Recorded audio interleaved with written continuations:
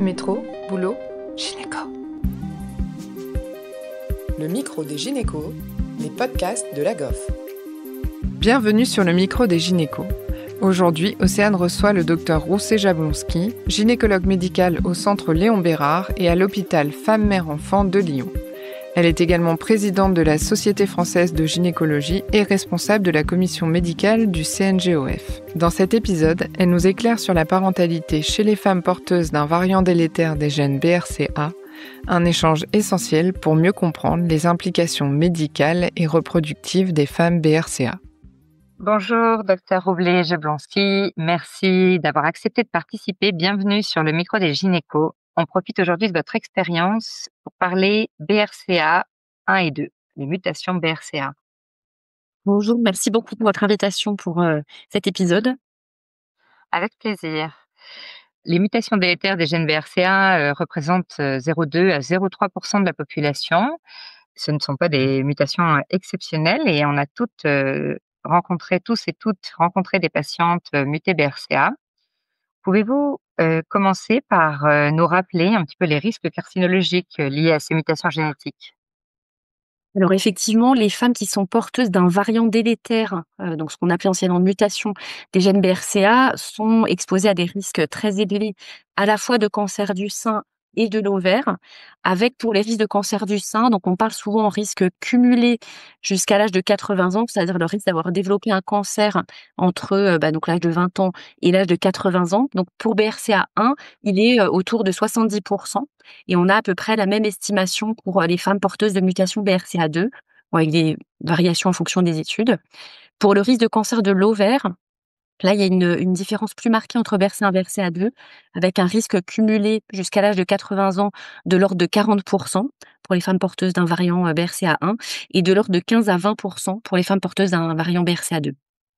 Concernant la fertilité de ces patientes, est-elle impactée? Et puis, y a-t-il des précautions particulières en termes de préservation? Alors leur fertilité spontanée, effectivement, ça a été une question dans la mesure où certaines études ont retrouvé une baisse de réserve ovarienne chez les femmes porteuses de mutation BRCA, donc notamment une diminution des taux d'AMH et des comptes folliculaires. Mais en réalité, quand on regarde les données en termes de fertilité, en termes de taux de grossesse, de nombre de naissances et de délai de conception, en fait, on ne retrouve pas de différence entre les femmes porteuses d'un variant délétère BRCA et les femmes de la population générale. Et donc, voilà, cet effet sur la réserve ovarienne, finalement, est discuté dans la mesure où il n'entraîne pas d'impact réel clinique. En revanche, c'est vrai que c'est quand même une situation dans laquelle on va être amené à discuter d'une préservation de fertilité, donc y compris chez les femmes indemnes de cancer, pour plusieurs raisons. Donc la première raison, c'est celle que je viens de vous évoquer sur la question par rapport à la réserve ovarienne. Celles chez qui on aurait dépisté une réserve ovarienne un peu plus basse, on serait tenté de leur proposer une préservation. Le deuxième point, c'est que ces femmes étant soumises à un risque de cancer précoce et fréquent, on a tout intérêt à discuter chez elles d'une préservation de fertilité lorsqu'elles sont indemnes, plutôt que d'avoir à le faire dans la situation d'urgence où on a prise en charge d'un cancer. Donc c'est vrai que c'est des patientes chez qui on va volontiers proposer de façon un peu systématique de recourir à une vitrification ovocytaire quand on les voit en consultation dans le cadre de leur suivi.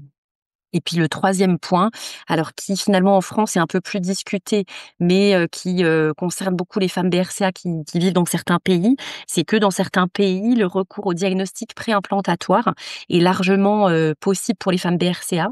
Alors en France, le recours au diagnostic préimplantatoire est plus discuté au cas par cas, c'est-à-dire que les familles qui pourront bénéficier d'un diagnostic préimplantatoire dans les cas de mutation BRCA sont les familles dans lesquelles on va avoir une précocité particulière et une gravité particulière des histoires familiales. Donc ça va être plutôt des cas vraiment isolés. En tous les cas, une patiente qui envisagerait de recourir à un diagnostic préimplantatoire aurait tout intérêt à avoir fait une vitrification ovocytaire avant, puisque dans tous les cas, si elle recourt à un diagnostic préimplantatoire, elle devra passer par une technique de FIV. Donc voilà les trois raisons pour lesquelles on discute assez volontiers de préservation de fertilité chez les femmes BRCA. Et concernant les techniques de préservation de la fertilité, vous avez des préconisations? Alors concernant les techniques, donc la technique, classique gold standard en préservation de fertilité, c'est celle de la stimulation ovarienne suivie de vitrification ovocytaire. Donc ça, c'est une technique qu'on peut proposer aux femmes BRCA, qu'elles soient, indemnes de cancer ou dans le cadre d'un cancer, à condition qu'on n'ait pas de contre-indication pour cette stimulation. Donc ça, il y a des critères, oncologiques à respecter. En revanche, il y a une limitation sur, la technique de congélation de cortex ovarien. Alors c'est une technique dans tous les cas qui est peu indiquée, dans le cas de cancer du sein, mais qui, parfois peut être amenée à être discutée. Alors chez les femmes BRCA, c'est plutôt une technique qu'on va éviter dans la mesure où la greffe du tissu ovarien, donc la réutilisation du tissu, n'est pas recommandée, puisqu'on va regreffer un tissu qui potentiellement, ensuite pourrait, être à risque, de carcinogénèse. Et donc c'est, la technique de congélation de tissu ovarien clairement chez ces patientes n'est pas recommandée. Et concernant leur prise en charge ensuite en aide médicale à la procréation, est-ce qu'elle a des particularités du fait de leur, patrimoine génétique? Alors en termes de particularité, donc la 1re chose, ça va être sur le plan de la sécurité de ces techniques. Donc, on a en population générale beaucoup de données qui, montrent que la PMA n'est pas associée avec une augmentation du risque de cancer du sein. Et chez les femmes BRCA, on a également quelques études qui vont dans ce sens-là. Donc on n'a pas tellement d'arrière-pensée en se disant que, la PMA risque d'augmenter, le risque de cancer. Par contre, avant de débuter les stimulations, on est toujours vigilant à ce qu'il n'y ait pas de maladie en place et donc c'est vraiment important que le bilan mammaire soit à jour. Donc pour les femmes qui ont plus de 30 ans, elles doivent avoir eu une IRM plus mammographie, plus ou moins écho mammaire, dans l'année qui précède, cette PMA pour être certain qu'on est, vraiment chez une patiente indemne au moment où on va débuter la stimulation. Pour le risque de cancer de l'ovaire, c'est pareil, alors on a moins de données, mais les données qu'on a ne retrouvent pas d'augmentation des risques de cancer de l'ovaire liés à la PMA chez les femmes BRCA. Pas non plus du coup lié à la stimulation ovarienne? Oui, tout à fait. Oui, oui, tout à fait, lié à la lié à la stimulation ovarienne qu'on pourrait avoir dans le cadre d'une PMA. Et en termes de taux de réussite, donc certaines études ont retrouvé une réponse un peu moins bonne à la stimulation en lien avec, ce dont on parlait tout à l'heure par rapport à leur réserve ovarienne qui est un petit peu abaissée et donc qui serait associée avec une réponse un peu moins bonne à la stimulation. Et on expliquerait, pourquoi cette association? Alors cette baisse de réserve ovarienne, elle s'explique par des raisons, génétiques et notamment la proximité des gènes BRCA dans des régions, notamment qui impactent sur les télomérases et sur le vieillissement, voilà cellulaire de façon générale. Donc il y aurait une explication, potentielle en ce sens, mais qui reste un petit peu discutée dans la littérature. Très bien, merci. Ensuite, avez-vous quelques suggestions à nous faire pour, le suivi de grossesse après cancer chez ces patientes? Alors en termes de les questions de grossesse après cancer du sein, donc effectivement, c'est, des questions qu'on a fréquemment chez les femmes qui ont des cancers du sein, notamment avant l'âge de 40 ans. On a maintenant en population générale beaucoup d'études avec des grosses méta-analyses, avec des forts niveaux de preuves qui montrent qu'une grossesse après cancer du sein n'est pas associée avec une augmentation des risques de récidive. Et on a également quelques études chez les femmes BRCA, notamment, une grande étude internationale, une grande cohorte internationale, publiée récemment qui, donc ne retrouve pas d'augmentation des risques de récidive pour des femmes qui auraient une grossesse après cancer du sein et porteuses de mutations BRCA. Il n'est pas retrouvé non plus d'impact du délai après la fin des traitements. Alors, en règle générale, on recommande toujours un délai d'au moins 2 ans après la fin des traitements avant d'envisager une grossesse parce que cette période de 2 ans est en elle-même associée à un risque de récidive important. Donc, on veut éviter que les 2 événements, récidive et grossesse arrivent en même temps, mais la grossesse, en elle-même n'augmente pas le risque de récidive. Très bien, merci. Est-ce qu'il y a autre chose que vous souhaiteriez ajouter sur ce sujet? Alors oui, par rapport à la question de la grossesse après cancer, il y a une situation un petit peu particulière qui concerne les femmes qui sont sous hormonothérapie.